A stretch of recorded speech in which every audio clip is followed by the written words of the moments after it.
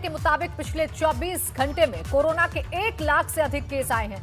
अब ऐसे में सवाल है कि आखिर कैसे तमाम सतर्कता, वैक्सीनेशन, सरकार की गाइडलाइंस और कोशिशों के बावजूद भी कोरोना की दूसरी वेव इतनी खतरनाक तरीके से लोगों को चपेट में ले रही है। ऐसे में सवाल खड़ा होता है कि एक तरफ जहां वैज्ञानिकों ने दिन रात एक कर हमारे लिए वैक्सीन तैयार की, फ्रंट लाइन और हेल्थ वर्कर्स अब दिन रात टीकाकरण अभियान और मरीजों की सेवा में लगे हैं, फिर वो कौन ऐसे लोग हैं जिनकी लापरवाही से कोरोना की दूसरी लहर से रोज नए रिकॉर्ड टूट रहे हैं। उत्तर मांगे प्रदेश में सवाल उन लापरवाहों से जिनकी लापरवाही ने एक बार फिर पूरे देश में डर का माहौल बना दिया है, और साथ ही सवाल उन जिम्मेदारों से भी जिन पर जिम्मेदारी है कोविड प्रोटोकॉल का पालन करवाने की, लेकिन बावजूद इसके हर शहर से रोजाना ऐसी तस्वीरें सामने आ रही हैं जिससे साफ है कि कोरोना के बढ़ते संक्रमण को लेकर लापरवाही बढ़ती जा रही है।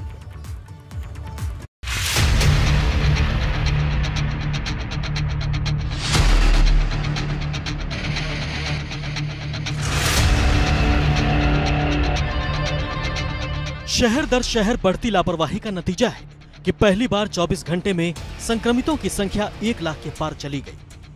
टीवी स्क्रीन पर कोरोना संक्रमण का यह आंकड़ा हमारी और आपकी लापरवाही का नतीजा है। साथ ही यह खतरे की वो घंटी है जिसे अनदेखा करना आने वाले दिनों में काफी भारी पड़ सकता है।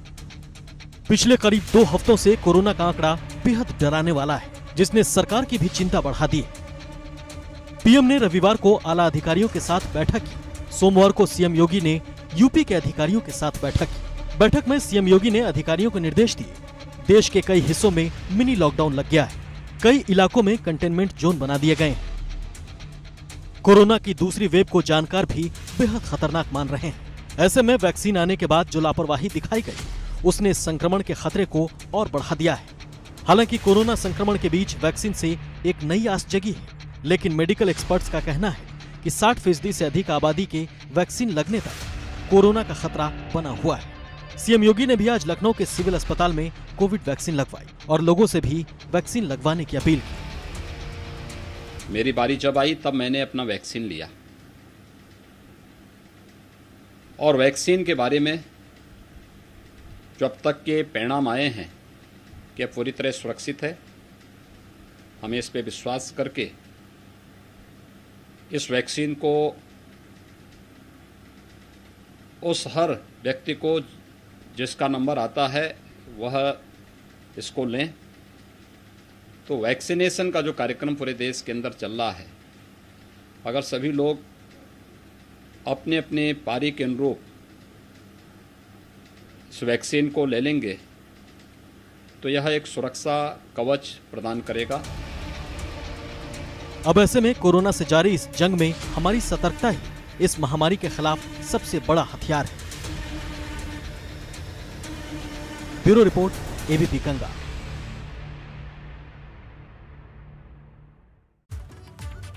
तो देखिए, कोरोना के बढ़ते आंकड़े चिंता बढ़ा रहे हैं, इस पर हम चर्चा करेंगे। खास मेहमान भी हमारे साथ जुड़ेंगे, लेकिन उससे पहले एक बड़ी खबर महाराष्ट्र से मिल रही है। गृह मंत्री अनिल देशमुख ने इस्तीफा दे दिया है। अनिल देशमुख ने इस्तीफे की चिट्ठी ट्वीट की है और लिखा है कि अपनी मर्जी से इस्तीफा दे रहा हूं। तो जिस तरीके का संग्राम पिछले कुछ दिनों से महाराष्ट्र में देखने को मिल रहा है और महाराष्ट्र सरकार पर सवाल खड़े हो रहे हैं, लगातार विपक्ष हमलावर है, उस बीच ये बड़ी खबर निकलकर सामने आ रही है कि गृह मंत्री, महाराष्ट्र के गृह मंत्री अनिल देशमुख ने इस्तीफा दे दिया है। और इसकी जानकारी खुद ट्वीट करके उन्होंने दी है। खुद ट्वीट करके लिखा है कि अपनी मर्जी से इस्तीफा दे रहा हूं। और अब बात चलिए कोरोना की करेंगे। मेरे साथ 2 खास मेहमान जुड़ गए हैं, doctor Shrikesh Singh, MS Lohia hospital, और डॉक्टर स्वाति महेश्वरी, फिजिशियन, मेरे साथ जुड़ गई हैं। दोनों का बहुत स्वागत है एबीपी गंगा के इस खास कार्यक्रम में। डॉक्टर स्वाति महेश्वरी, आप ही से शुरुआत कर रही हूं। देखिए, सबसे बड़ा सवाल ये है कि जब सरकार सख्ती कर रही है, गाइडलाइंस जारी कर रही है, फ्रंटलाइन वर्कर्स दिन रात अपनी ड्यूटी कर रहे हैं, तो कौन लोग हैं जिनकी लापरवाही से कोरोना इतने पैर पसार रहा है और इतने भयावह हालात बन गए एक बार फिर से? बिल्कुल प्राची, ठीक कहा आपने। देखिए, ज़्यादातर जो लोग हैं वो ये मान के चल रहे थे कि कोरोना अब ख़त्म हो गया है, अब कोरोना नहीं है। और आप कहीं भी जाइए, अब आपको कहीं भी प्रोटोकॉल्स फॉलो होते हुए नहीं दिखते हैं। ना वहाँ की जो एडमिनिस्ट्रेशन होती है, चाहे मॉल्स हों, चाहे मार्केट्स हों, चाहे जिम्स हों, स्विमिंग पूल हो, कहीं भी आप जाइए, अब कहीं भी प्रोटोकॉल्स को फॉलो ना वहाँ के लोग करवाते हैं ना लोग कर रहे हैं। ऐसी स्थिति में आप देख रहे हैं कि कोरोना बहुत तेज़ी से फैल रहा है। और आज की तारीख में आप ये मान के चलिए कि हम लॉकडाउन में आ चुके हैं। आज भी अगर हम ये माने कि अब लॉकडाउन में नहीं है, तो ये मुझे लगता है कि एक बहुत बड़ा भ्रम है, क्योंकि अब जो लॉकडाउन है उसकी रूपरेखा बदल गई है। रूपरेखा उसकी वैसी नहीं है जैसे पिछले साल थी। लेकिन अगर आज आप देखिए यूपी में जिस तरह की अब गाइडलाइंस इशू हुई हैं कि अगर एक परिवार में एक व्यक्ति कोरोना पॉजिटिव आता है तो 20 मकानों को सील किया जाएगा, और 2 आते हैं तो 60 को सील किया जाएगा। तो आप ये मान के चलिए कि अब आप लॉकडाउन वाली स्थिति में पहुंच ही चुके हैं। और अगर अभी भी हम सचेत नहीं होते, अगर अभी भी हम इस बात को नहीं समझ पा रहे हैं कि हम कितनी सीरियस सिचुएशन में अब है, तो फिर इससे ज़्यादा मूर्खता नहीं होगी मुझे लगता है।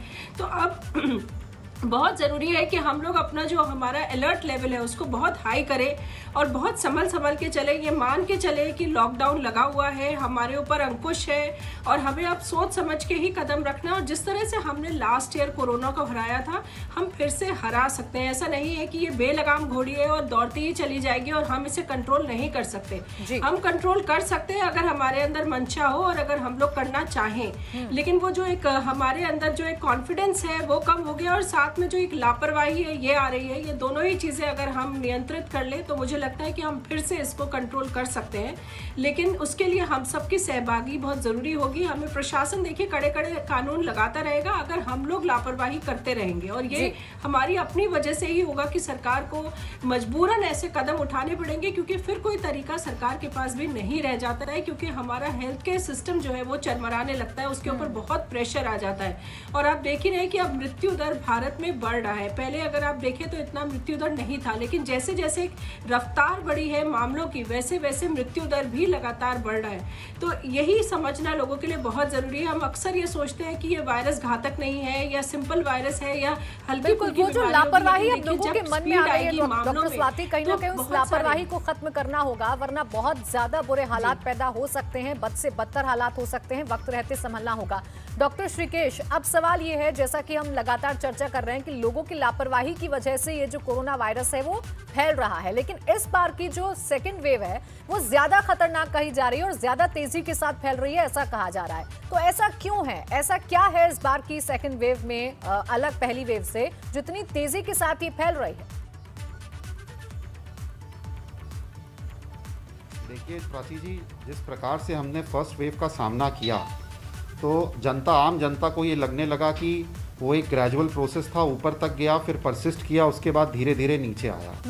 ज़रूर हमारे यहाँ का संक्रमण दर भारत का जो था वो धीरे धीरे अक्टूबर के बाद से, सितंबर के बाद से कम होने लगा। लोग रिलैक्स भी हुए, उन्हें लगा शायद कोरोना लौट के नहीं आएगा। लेकिन हमको ये सीखना चाहिए था, जनवरी से ही जनता को ये समझना चाहिए था कि कुछ प्रदेशों में कोरोना का दर था वो बना हुआ था, वो बढ़ रहा था। और इसके लिए सरकार ने कई बार प्रयास भी किए, लोगों से कहा कि भाई आप उसके हिसाब से ये मत समझे कि कोरोना चला गया है। फिर हमने एकदम से देखा फरवरी एंड में और कि थोड़ा सा संक्रमण दर और बढ़ा है, और मार्च के अंत तक आते आते ये संक्रमण दर बहुत ज़्यादा हो गया। और अगर हम पिछले 10 दिन का एनालिसिस करें, अगर हम पिछले 10-12 दिन का एनालिसिस करें तो ये एक अलार्मिंग फिगर सामने आती है। अच्छी बात क्या है कि मृत्यु दर उतनी नहीं है जितनी हमने फर्स्ट फेज़ में देखा था। हाँ, लेकिन संक्रमण की दर ज़रूर मैं कहूँगा कि इस बार जिस प्रकार से आई है वो चिंताजनक है, लेकिन ये कहीं ना कहीं एक संदेश भी दे रही है हमारी जनता को कि भाई देखिए, आपको अपने ऊपर संयम रखना पड़ेगा, अपने को सुधारना होगा। और सुधार की जो नियम है वो कोई बहुत मुश्किल नियम नहीं है। उसमें 2 ही 3 चीज़ें कही जाती हैं कि मास्क लगाएं, फिजिकल डिस्टेंसिंग करें और साफ स्वच्छता रखें। और ये चीज़ संदेश सिर्फ अपने पे लागू नहीं होता, घर के प्रत्येक मेंबर को। एक सबसे महत्वपूर्ण चीज़ जो सामने आ रही है और आप सबके संज्ञान में भी आई है कि पिछली बार जो संक्रमण होता था उसमें जो हम कॉन्टैक्ट ट्रेसिंग करते थे कि अगर किसी परिवार में या किसी ऑफिस में संक्रमण किसी को हुआ है, उसमें अगर हम उसके आसपास के संपर्क में आने हुए 20-25 लोग का सैंपल लेते थे तो उसमें जो इन्फेक्टिविटी दर थी वो काफ़ी कम थी, 1 या 2 या कभी कभी नहीं होती थी या 5 होती थी। इस बार अगर आप देखें कि संक्रमण जो है किसी एक व्यक्ति को हो रहा है तो उसके पूरे परिवार को चपेट में ले रहा है, किसी एक ऑफिस में हो रहा है तो उस पूरे ऑफिस के उसको चपेट में ले रहा है। तो इसका मतलब इस वायरस की जो हमारे बीच इस टाइम चल रहा जी। है उसका संक्रमण दर बहुत ज़्यादा है, और संक्रमण जब बहुत ज़्यादा बढ़ेगा तो फिर उसके कुछ कॉम्प्लिकेशंस भी आएंगे। संक्रमण दर अगर एडमिशंस ज्यादा की भी है तो आवश्यकता हमें ज्यादा पड़ेगी, तो सावधानी हमें कहीं ना बरतनी कहीं- होगी, हमें ध्यान रखना होगा अपना भी, ताकि हम अपने परिवार को सुरक्षित रख सकें। डॉक्टर स्वाति महेश्वरी, इस बार के कोरोना में सबसे ज्यादा अगर किसी पर इफेक्ट पड़ रहा है तो वो है यूथ इसकी चपेट में सबसे ज्यादा आ रहा है, जबकि पिछली बार हमने देखा था कि हम ज्यादा सेंसिटिव जोन में रखते थे बुजुर्गों को, बच्चों को, लेकिन इस बार यूथ ऐसा जोन है जिसे सबसे सेंसिटिव माना जा रहा है। ऐसा क्यों है? यूथ पर इस बार क्यों ये हावी हो रहा है, प्रभाव ज्यादा छोड़ रहा है कोरोना? देखिए, इसके 2-3 कारण है प्राची। सबसे पहली बात यह है कि बड़े बुजुर्गों को पिछले साल इतने अच्छे से समझाया गया था और लोग भी ये बात समझ गए थे कि उनमें संक्रमण ज़्यादा होता है, तो उनमें अभी भी संयम था, उन्होंने अभी भी संयम अपना इतना खोया नहीं था और वो लोग अभी भी अपना रेस्ट्रिक्टेड एक्टिविटीज़ कर ही रहे थे। लेकिन जो यूथ है हमारा, वो पिछली बार उन्होंने देखा कि बहुत माइल्ड केसेस हो रहे हैं, ज़्यादा सीवियर केसेस नहीं हो रहे हैं, तो उनके मन में ये धारणा आ गई कि ये तो हल्का फुल्का एक फ्लू जैसा ही बीमारी है जो कि ठीक हो जाएगी, इसमें ज़्यादा घबराने या परेशान होने की बात नहीं है। और इसलिए वो लोग बेधड़क घूमने लग गए, और वही एक ऐसा वर्ग भी है जो आजीविका कमाने के लिए बाहर ज्यादा निकलता है। तो इन लोगों का कांटेक्ट जो है वो लोगों से कहीं ज्यादा है, इसकी बजाय जो हमारे एल्डरली है उनका कांटेक्ट इतना ज्यादा नहीं है, लेकिन इन लोगों का कांटेक्ट बहुत ज्यादा हो गया है, क्योंकि बस में, मेट्रो में, काम पर, मार्केट में, हर जगह आपको यूथ ही दिखाई देगा। दूसरी जरूरी बात यह भी है कि अब जो स्ट्रेन्स आ गई हैं, जो अब तरह तरह की नई स्ट्रेन्स भारत में इस वक्त घूम रही हैं, उन जैसे डबल म्यूटेशन वायरस है, उधर छत्तीसगढ़ में N440 मिला है, ये जो स्ट्रेन्स है ये भी यंग पर ज़्यादा तेज़ी से अटैक कर रही है। और यूके स्ट्रेन के साथ भी ये बात सामने आई थी कि वो यंग पर ज़्यादा अटैक करती है। अगर आप देखें तो औरंगाबाद से भी ये आर्टिकल निकल कर आया था, जब उन्होंने बोला कि हम यंग में ज़्यादा निमोनिया देख रहे हैं। तो अब वायरस ने भी अपनी संरचना को बदला है, जिसकी वजह से वो ज़्यादा घातक हो रहा है और ज़्यादा तेज़ी से फैल रहा है। वही यूथ हमारे ज़्यादा लापरवाह भी हुए। यूथ ही हमारा ऐसा वर्ग था जिसने ज़्यादा ये मान लिया कि कोरोना बिल्कुल नहीं है, और सबकी पार्टियाँ, शादियाँ और सामूहिक आयोजनों में जाना और सब जगह जाना शुरू कर दिया। इस वजह से आप देख रहे हैं कि उनमें ज्यादा प्रभाव इस वक्त दिख रहा है, और इसीलिए उनको अब ज्यादा संयम की भी जरूरत है और उन तक वैक्सीन पहुंचाने की भी अब ज्यादा जरूरत होगी। बिल्कुल, उन पर ध्यान भी ज्यादा देना होगा। डॉक्टर श्रीकेश जी, जिस तरीके से डॉक्टर स्वाति महेश्वरी ने कारण बताया कि क्यों यूथ सबसे ज्यादा प्रभाव में आ रहा है, क्योंकि उन्हें बाहर भी निकलना है और कॉन्टेक्ट उनके ज्यादा है, मेट्रो में सफर कर रहे हैं, बस में सफर कर रहे हैं। देखिए, अभी सबकी नौकरी चल रही है, सब अपने काम पर जा रहे हैं, ऑफिस जा रहे हैं, दफ्तर जा रहे हैं, तो ऐसे में यूथ को आप क्या सलाह देना चाहेंगे? किस तरीके से वो अपने आप को बचाएं, अपनी दिनचर्या में क्या वो परिवर्तन करें ताकि कोरोना की सेकेंड वेव से वो बच सकें, अपने आप को बचा सकें? देखिए, यूथ को मेरा सिर्फ एक संदेश है, सेल्फ अनुशासन। अपने को अनुशासित रखें। जिस प्रकार से अनुशासन का नियम होता है कि प्रत्येक दिन की एक दिनचर्या होती है, उसको पालन करें। उसमें ज़्यादा कुछ नहीं कहना है। जैसे कि डॉक्टर महेश्वरी ने पहले ही कहा कि यूथ क्या सोचता है। यूथ सोचता है कि मैं तो यंग हूँ, मुझे कोई इन्फेक्शन भी होगा तो वो बहुत ही साधारण तरीके से होके निकल जाएगा। मैं यंग हूँ तो मेरे अंदर कोमॉर्बिडिटीज़ कम हैं, मैं उस चीज़ का सामना बहुत अच्छे से कर पाऊँगा, इम्यूनिटी मेरी बेहतर है। लेकिन कहीं ना कहीं यूथ को ये समझना चाहिए कि ये जो पूरा खेल है ये वायरल लोड का होता है, कि आप कितना वायरल लोड ले रहे हैं और आप वायरल लोड कैसे बचा सकते हैं।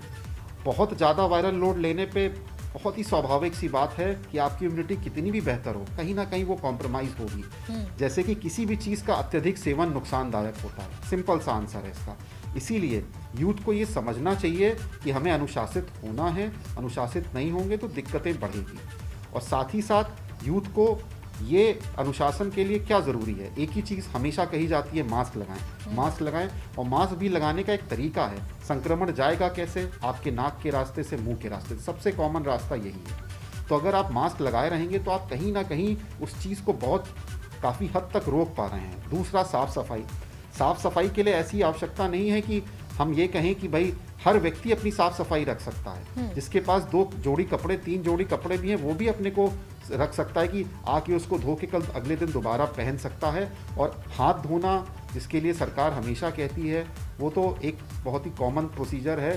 खाने, मुंह पोंछने या खाने के पहले नियमित रूप से अपना हाथ धोते रहें। और पिछले 15-20 दिन और जो स्टडीज़ आ रही हैं, अगर हम पूरे विश्व की बात करें और भारत की बात करें, दोनों ही प्रकार से यूथ के लिए, यूथ आज का बहुत एक्टिव है, सोशल मीडिया पे बहुत ज़्यादा एक्टिव है वो। और सोशल मीडिया एक ऐसा प्लेटफॉर्म है जो हर चीज़ सामने ला के रख देती है, इवन 10 मिनट 5 मिनट पहले की भी। तो यूथ को पता है कि इसकी इन्फेक्टिविटी कितनी ज़्यादा है और ये कितनों की जान ले रहा है। तो अगर उससे थोड़ा सा भी वो ठंडे दिमाग से बैठ के सोचता है तो मैं समझता हूँ कहीं ना कहीं 50-60-70% तक हम इस चीज़ पे काबू पा सकते हैं। बिल्कुल, और ये जरूरी भी है घर के लोगों को भी जाके फिर बिल्कुल डॉक्टर श्रीकेश, देखिए ये समझना बहुत जरूरी है, ऐसा ना हो फिर बहुत देर हो जाए। डॉक्टर स्वाति, देखिए ये तो सबको पता है और लगातार हम कह रहे हैं कि आप मास्क लगाइए, सैनिटाइजर का प्रयोग करिए, आप सोशल डिस्टेंसिंग का पालन करिए, लेकिन इसके अलावा आप और क्या कुछ सलाह देना चाहेंगी लोगों को कि वो कैसे अपनी डाइट में परिवर्तन करें, कैसे अपनी दिनचर्या में परिवर्तन करें ताकि वो फिट रहें और इस वायरस का खतरा कम से कम उन पर रहे? बिल्कुल, मुझे लगता है पिछले साल हम लोग काफ़ी अनुशासित हो गए थे और अगर आप देखें तो लोग काफ़ी अच्छी डाइट लेने लग गए थे। लोगों को इस बात में दिलचस्पी होती थी कि किन चीज़ों को खाएं तो हमारी डाइट बेटर होगी। लेकिन अब हम फिर जंक फूड की तरफ चले गए हैं, फिर से हम बाहर का खाना खाने लगे हैं। तो फिर से अगर हम घर का बना हुआ खाना खाएं, अगर फल सब्जियों को डाइट में इंक्लूड करें, ताज़े फल सब्जियों को, और विटामिन सी जिसमें ज़्यादा होता है, और अभी भी उस तरह के फ्रूट्स भी आते हैं मार्केट में, वेजिटेबल्स भी हैं जिनका अगर हम सेवन करें तो वो हमारे बॉडी के इम्यूनिटी लेवल को अच्छा करता है। साथ में नींद अच्छी मात्रा में लेना, थोड़ा एक्सरसाइज करना और अच्छे थॉट्स लाना, तो ये सब चीज़ें हमारे इम्यूनिटी लेवल को बूस्ट करती है। लेकिन ज़्यादातर लोग ये सोचते हैं कि 1-2 दिन ऐसा करेंगे तो उससे हमारी इम्यूनिटी अच्छी हो जाएगी। ऐसा बिल्कुल नहीं है, ये एक निरंतर प्रयास है जो आपको करते रहना होगा। तो जब तक आप इसको अपना एक रूटीन नहीं बनाएंगे, जब तक आप इसको अपने लिए एक आदत नहीं बनाएंगे, तब तक ये संभव नहीं होगा। और अगर परिवार के 1 या 2 लोग भी इस तरह से करें तो उनको देखा देखी बाकी लोग भी अपने आप करने लगते हैं। बच्चे बिल्कुल अपना ध्यान रखना है ऐसे तो सेंसिटिव वक्त में। हम प्रयास बिल्कुल करें। डॉक्टर स्वाति जी, हमें प्रयास करने होंगे तभी हम इस सेकंड वेव को हरा सकते हैं जैसे हमने फर्स्ट वेव को हराया था। बहुत शुक्रिया आप दोनों खास मेहमानों का हमारे साथ जुड़ने के लिए और हमारे दर्शकों को ये बताने के लिए कि ऐसे मुश्किल वक्त में अब उन्हें क्या करना है और क्या नहीं करना है। बस आप लोगों को संभलना है, सावधानी बरतनी है ताकि आप सुरक्षित रहें और आपका परिवार सुरक्षित रहे।